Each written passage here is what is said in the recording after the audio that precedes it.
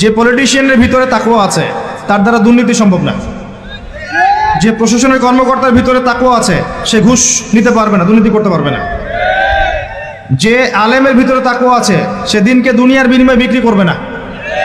যে ডক্টরের ভিতরে তাকওয়া আছে সে ডাক্তার হবে, কসাই হবে না।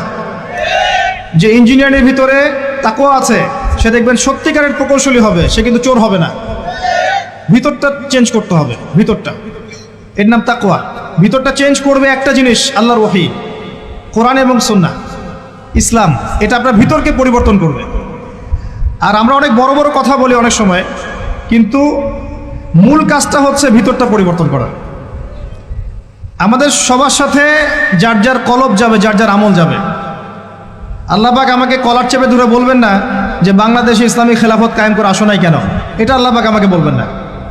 আল্লাহ পাক বলবেন তোমাকে যে দায়িত্ব দিয়েছিলাম ওই দায়িত্ব ঠিকঠাক মতো